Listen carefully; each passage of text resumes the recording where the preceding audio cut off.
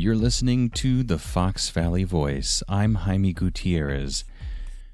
In this episode, we are addressing the realities of human trafficking right here in our community. As you'll hear, the estimated number of victims in the Chicagoland area may be somewhere between 16,000 and 24,000 victims each year. Sadly, we are not beyond the reach of labor and sex trafficking here in the Fox Valley. Some recent examples include prostitution arrests at massage parlors located in St. Charles and Batavia. This past February, there was a report that an Elgin family attempted to purchase a 14-year-old girl to use for sex.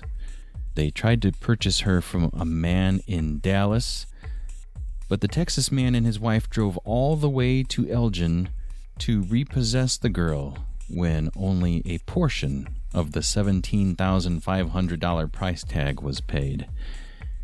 And in 2013, arrests were made in Aurora, Elgin, and Naperville as part of Operation Cross Country, which was a nationwide crackdown on underage sex trafficking. So who is stepping up to assist these trafficking victims? What resources are available? And what can we do to help? Today we will hear from 3 advocates who will help answer these questions for us.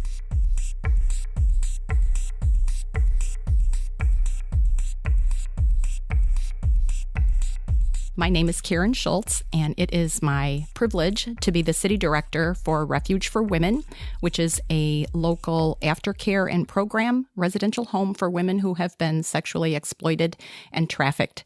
And we are a national organization with homes around the country, and our home here in the Chicagoland area opened in November of 2016. And the issue of sex trafficking is a difficult one. It's not an easy one to think about or listen to, but the reality is that in our Chicagoland area alone, including our beautiful suburbs out here, there are 16 to 24,000 women and girls who are being trafficked and exploited each year. And years ago, it was that you would think of prostitution or trafficking as happening in a specific geographic location, maybe those areas that nice people didn't go to. But the reality is that traffickers and pimps and exploiters look for their victims now through social media and on the internet. So it is not contained by geography anymore, but that our girls, our daughters, our granddaughters, our nieces, our neighbors, the kids in our Sunday school programs and our schools, these are the ones that are being targeted by these exploiters. And it really is an issue that we all need to educate ourselves on so that we can protect the young people that are in our communities that we love so dearly. And truly, I can't underscore this enough, no little girl ever grows up thinking that she wants to sell herself to make money. What may look like choice to you and I is never a choice, and something has happened along the way to draw these girls and women into the situations that they're in. Our home can take 6 women at a time, and several of them were trafficked as young girls, and so they grew up in that lifestyle, and the day they turned 18, they became criminals, and it is a very difficult situation to get out of without help. The trauma is complex.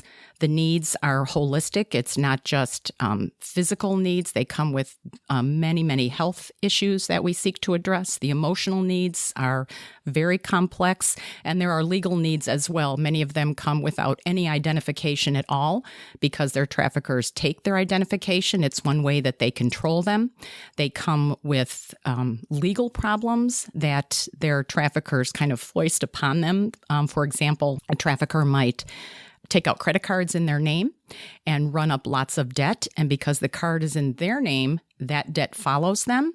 And so if you think about trying to start over and get a bank account and clear out all that debt, it is insurmountable and it feels very hopeless. It's just one more level of hopelessness that is added to them. Sometimes there are criminal records that follow them. They've been arrested for prostitution, and it's very hard to get a job when you have criminal records that follow you. So the legal needs are also very great on top of all of the other complex issues.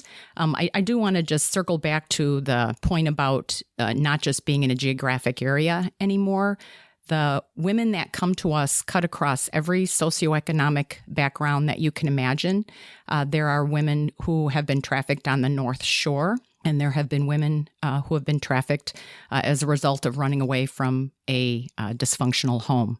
We had one woman who was a very successful woman in the military, holding a very prominent position, had an accident requiring some medical care, and that led to an opiate addiction, which then just spiraled her life out of control.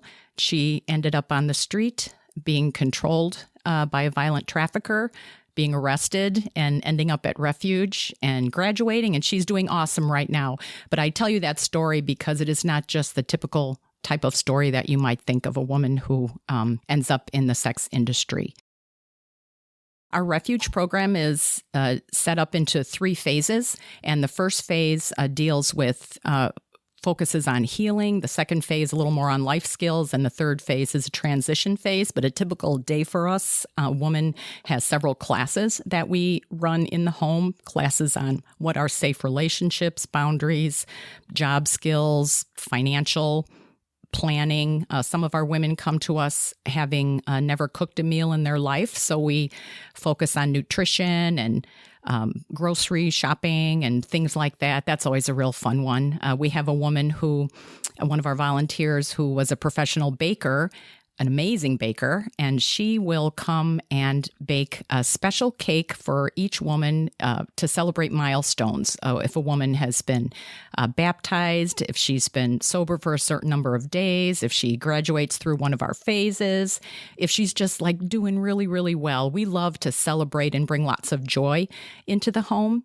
We are not a clinical location. We are a ministry setting. So all of our clinical services we contract out. So our women have counseling appointments that they go to. They participate in equine therapy. We do some art therapy. As I mentioned before, there are legal needs. So we go to the experts in the area for that. But the days are very full. Their time with us, a 9 to 12 month program, is their job. Their job is to heal and start over and to enter that new beginning. Some of our residents have families that they reconnect with. Some do not. And so if a woman is going to kind of start over all on her own, as you can imagine, that takes a little bit more time and planning, setting up bank accounts, saving up. They come with zero. They come with nothing. And so to start a life all over is hard work. And we are just so proud of our residents. They work so hard. And once they are in the Refuge family, they're part of the Refuge family. Even when a woman graduates, we keep contact with them. We continue to support them with friendship networks and just to make sure they're doing okay. And it's just a beautiful, expanding family. Very, very blessed to be a part of it. So the women that Refuge for Women serves are all domestic trafficking survivors. They may not necessarily come from the Chicagoland area. When a woman is trafficked and exploited, it is often best for her to leave the area that she has been trafficked in because the trauma bonds between her and the traffickers can sometimes be a barrier to healing. So oftentimes a woman that is either referred to us through law enforcement or outreach groups, or sometimes on their own, they will find us. We try to place them in one of our homes in one of the other states, and then vice versa, so that if a woman comes out of the Chicagoland area, she is served at one of our other homes. And then if a woman comes out of one of the states from one of our other home areas, then they would come to us.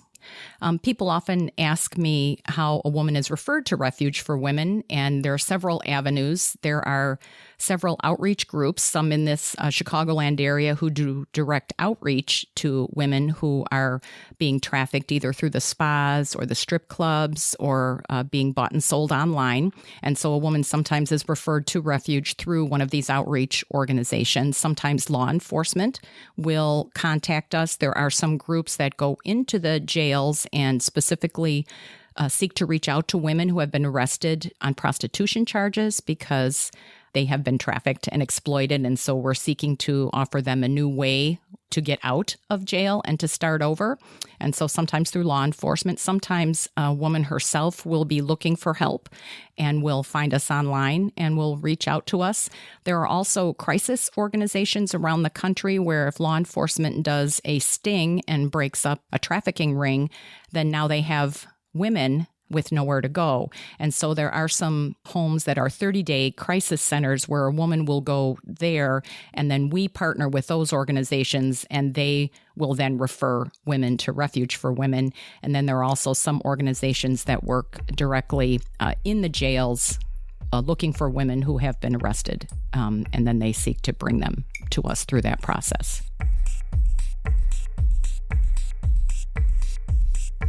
My name is Kevin Drendel. I'm an attorney with an office in Batavia. I'm also on the board of Administer Justice. Administer Justice is a faith-based legal aid organization.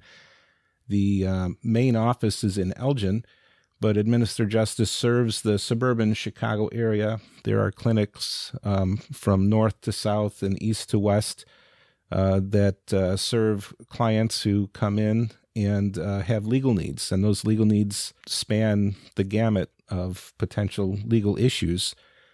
Administer Justice focuses on people that don't have the resources and the ability to pay for legal services, but they have very real legal needs, and it's a largely very underserved population because of the fact that they don't have the financial wherewithal to get legal advice. Administer Justice also focuses on human trafficking because that's one of the legal needs that rise right here in our local area. And Administer Justice has had a long time focus on the issue of human trafficking, helping victims, helping to educate the public. And the focus on human trafficking for Administer Justice is a growing area. Administer Justice just obtained a grant from a national organization to hire a full-time staff person to deal with nothing but human trafficking. And of course, we already have staff who are doing that, but the staff who focus on human trafficking right now, before the hiring of this new person, also had many other duties as well. So this grant will help Administer Justice to focus even more on the issue of human trafficking, helping victims who have been trafficked with the legal needs that they have, because they usually do have a lot of legal needs. And that's one of the ways that traffickers keep their victims under their control, is through these legal issues that arise as a result of the lifestyle they've been sucked into. So we are in the middle of the crisis and trying to help provide solutions. And because human trafficking is so pernicious, it's largely a hidden phenomenon. Most of us wouldn't recognize a trafficked victim if we saw one, or recognize trafficking if we saw it. And because it is largely focused in its marketing, if you want to call it that, over the internet and in places where a lot of respectable people wouldn't go, but frankly, a lot of respectable people do go because it's private and they can do it in their own homes, it's a difficult issue to get our hands around. Local law enforcement don't readily recognize trafficking victims. They look like prostitutes. They look like criminals to local law enforcement. So there's an educational component that Administer Justice tries to focus on, which is kind of bringing law enforcement along in terms of the education, getting law enforcement involved, the local state's attorney, local police departments, the FBI, of course, that is their focus. And trafficking does have an extra local component to it. Traffickers move their victims around, which is another reason why it's such a problem and such a difficult thing to get our hands around, is that victims are moved around a lot. So they may not remain local, but they're in and out. And you need to have kind of a quarterback. You need to have good communication, not just within your local community, but within the region and actually beyond that, in order to deal with the issue of human trafficking, because of the fact that it is so widely distributed and hidden. It's kind of like that Netflix series where you had this kind of monster, this smoke monster that was kind of under the ground. What was it called? Stranger Things. And it, its tentacles went far and wide, but it was largely underground. That's human trafficking. We just had a volunteer appreciation breakfast about, it was last month, and where we honor and recognize the volunteers and the great work that they do. And in 2017, Administer Justice volunteers logged over 9,700 hours. And, of course, we have our books audited every year. That translates into over $1 million in value of volunteer time. So Administer Justice does a lot of work with a lot of people and helps a lot of people in our local area.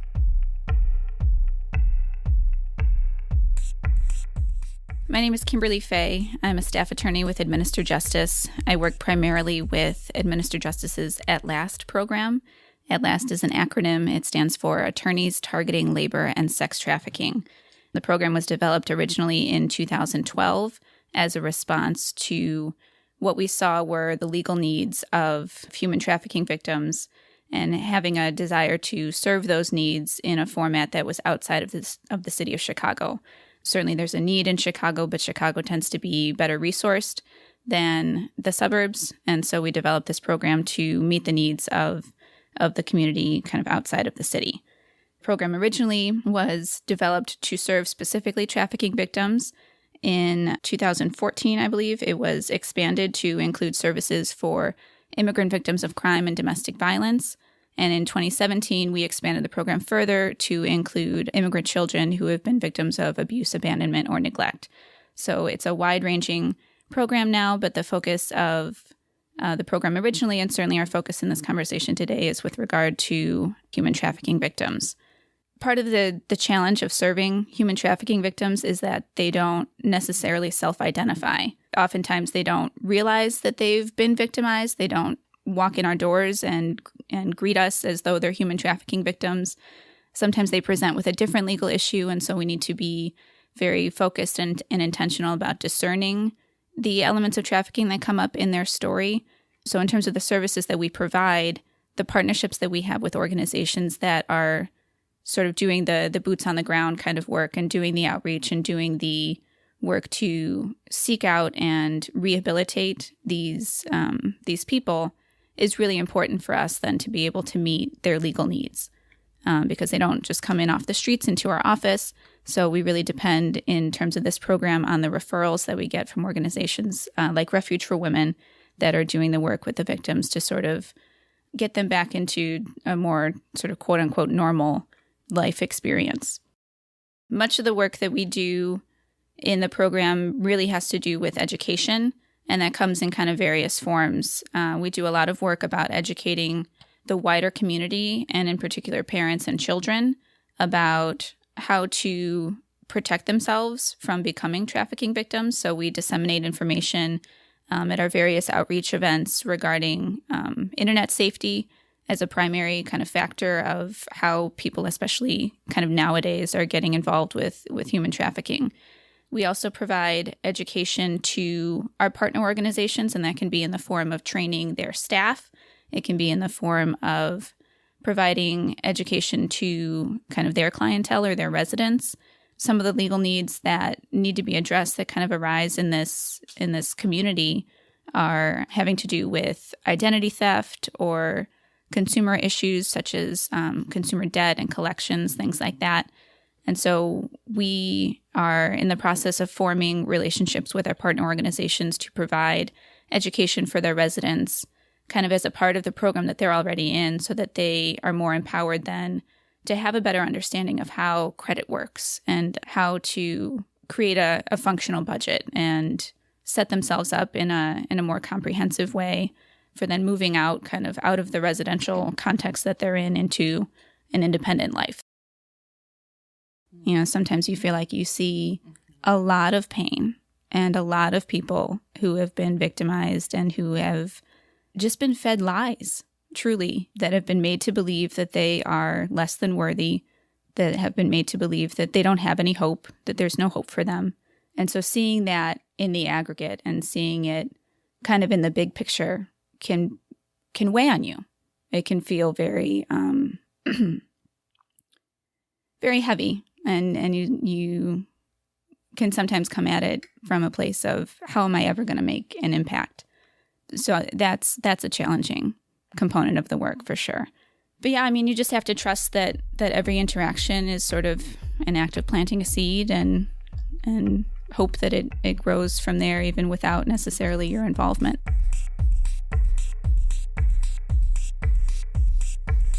I've seen statistics that something like 1 in 3 or maybe 1 in 4 runaways are approached by human traffickers.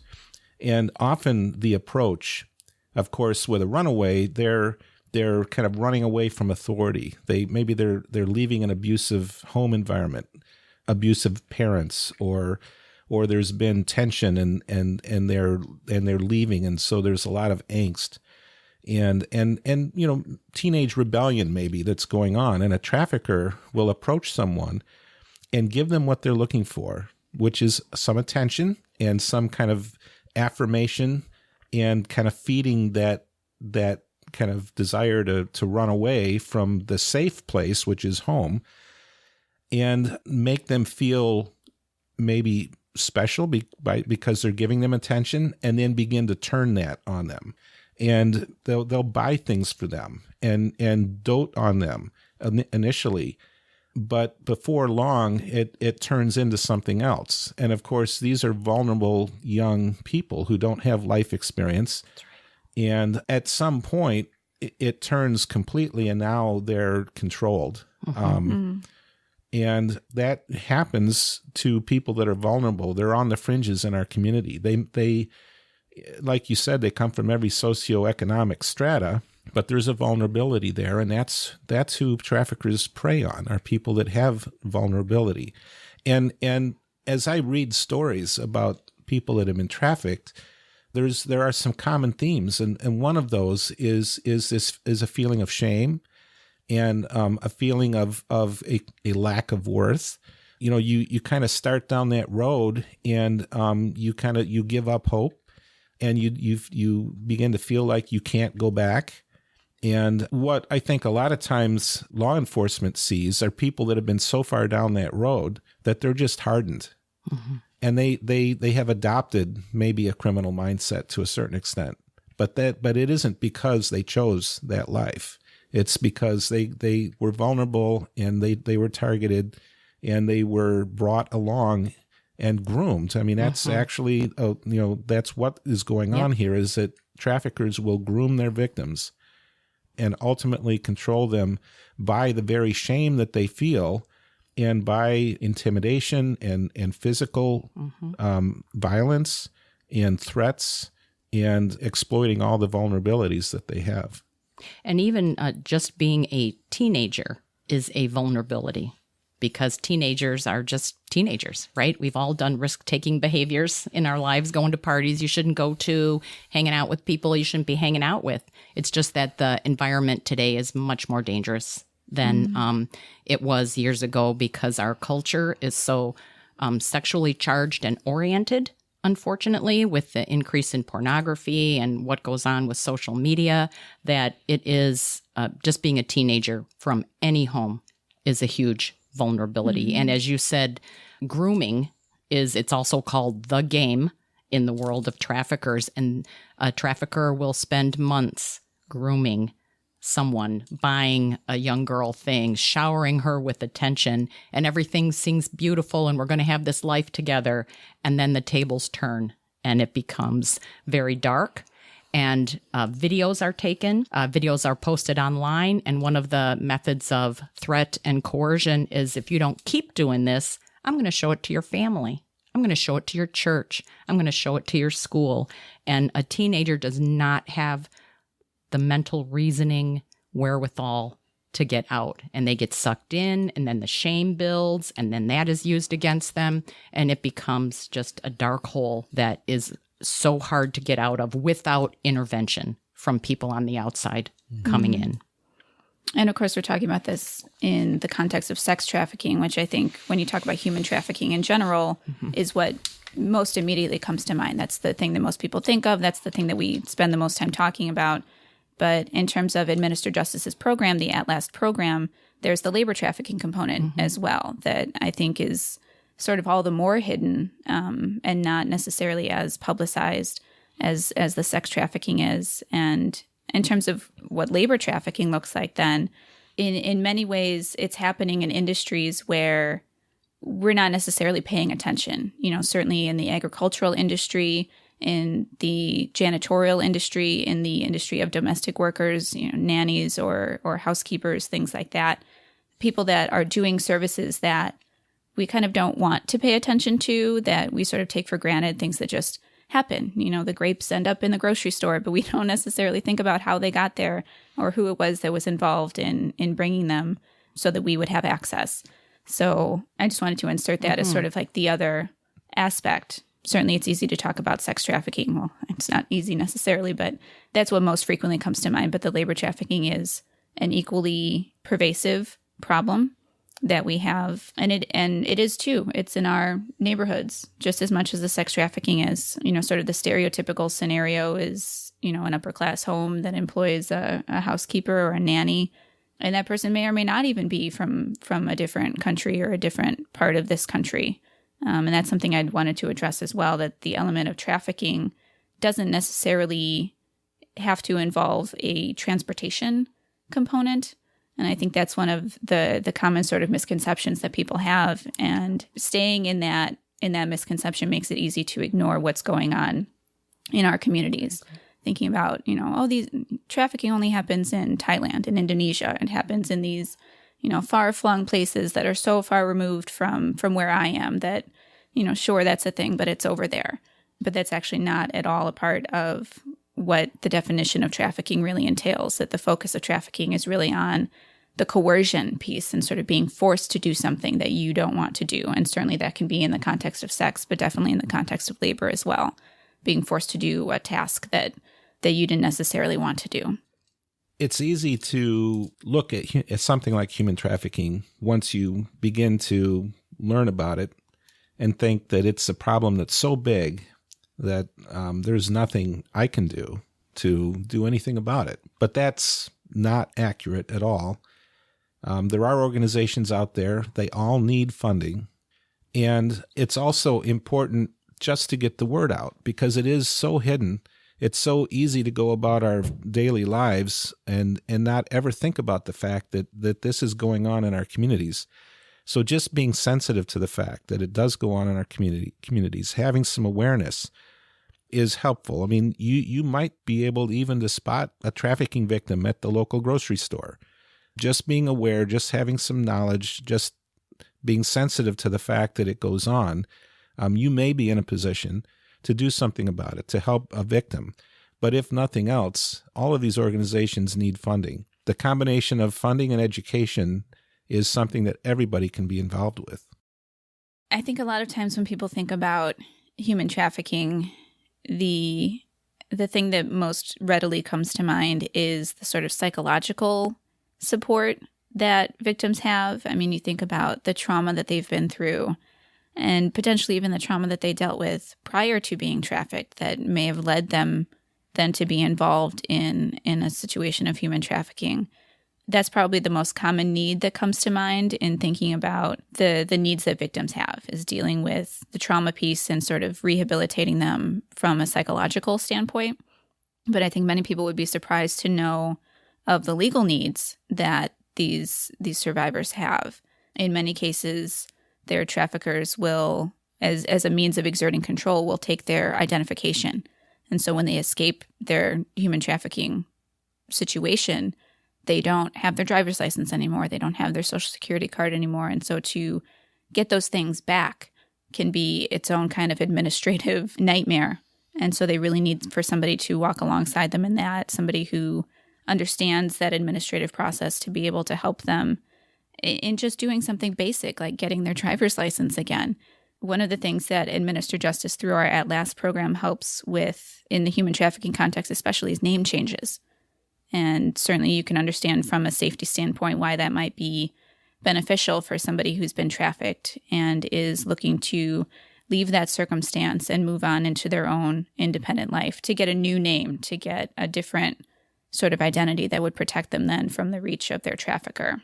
Additionally, we offer civil legal services support for human trafficking victims, and that really spans the gamut, even into areas that you may not think would be applicable, sort of related to what I'd mentioned about how the trafficker can take victims' IDs. Potentially, the trafficker can also open up credit card accounts or purchase vehicles or do all sorts of sort of consumer things in the name of their victim. And so the victim then leaves that situation with heavy debts and other sorts of consumer concerns. And so Administer Justice would step in and represent them in that context to be able to clear that up and help them be better suited then for living independently outside of the trafficking context. Even occasionally there's family law concerns that can arise if a person has been forced to have sex with their trafficker. Maybe they have a child that's arisen out of that relationship and now is seeking child support or is seeking sole parental responsibility for that child as a safety kind of mechanism. And certainly orders of protection are probably what most readily comes to mind in that context, just creating safety for the survivor and for that person's family as well. So those are some of the things that Administer Justice through our ATLAST program helps victims with that maybe don't come to mind as immediately as some of the other more apparent needs that a victim might have. One of the biggest questions that we get at Administer Justice is sort of, how can I help? This is an issue that really pulls at a lot of people's heartstrings in terms of recognizing the exploitation that's inherent in human trafficking and recognizing that all people have dignity and that if they're in a trafficking context, that dignity is not being recognized or valued in any way. So there's a lot of interest, especially lately as these issues are becoming more publicized, about wanting to be involved. How can I help these victims? And from my perspective, certainly the best way to begin to get involved or begin to understand sort of how to impact this issue effectively is to educate yourself. We've been having this conversation and the issues that come up in the context of human trafficking are very complex. There's a lot of different layers. We're dealing with different types of people who get involved in human trafficking, different socioeconomic backgrounds, different demographics just generally. So there is no one-size-fits-all victim. There's no really typical victim that needs help. And so to really educate yourself about the issue is probably the most important thing, the most effective thing that anybody could do as far as trying to make an impact in human trafficking. And so to that end, Administer Justice is hosting an event on June 21st from 6:15 to 8:15 p.m. at the Copley Theater right here in Aurora. And we're going to be providing education for the community. We have several high-profile speakers, including Vic Lombardo, who's an FBI agent who has over 19 years of experience in working with human trafficking, as well as Joe McMahon, who's the Kane County State's Attorney, who's been involved most recently in bringing some local trafficking cases to sentencing. And I myself as well will be there speaking about Administer Justice and the role that we play through our ATLAST program in providing for the legal needs of these trafficking victims. So that's a really great way to start to educate yourself and to better understand the issue and the way that it plays out on a national level and certainly on a local level in particular. And this event is, in addition to providing education for the community, it's also a fundraiser. And that's another great way to get involved just sort of across the board, is to find a reputable organization such as Administer Justice who is doing work with these victims and really needs the financial support to be able to continue the work that we're doing.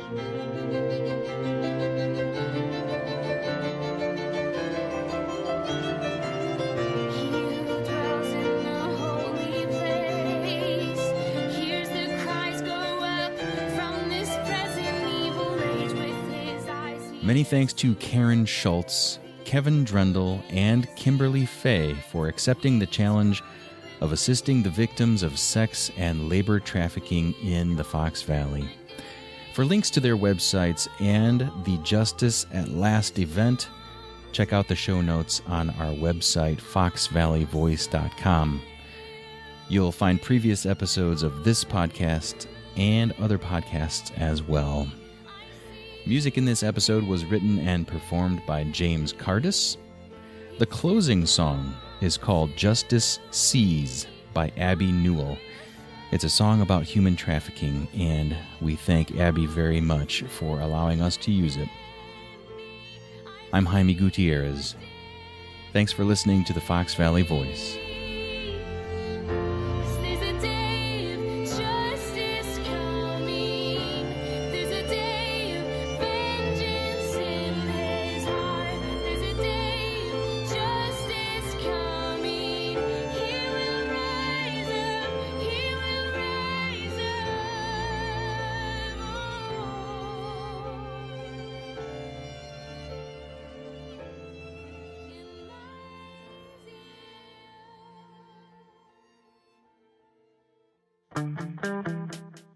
This episode is sponsored by Drendel and Jansen's Law Group.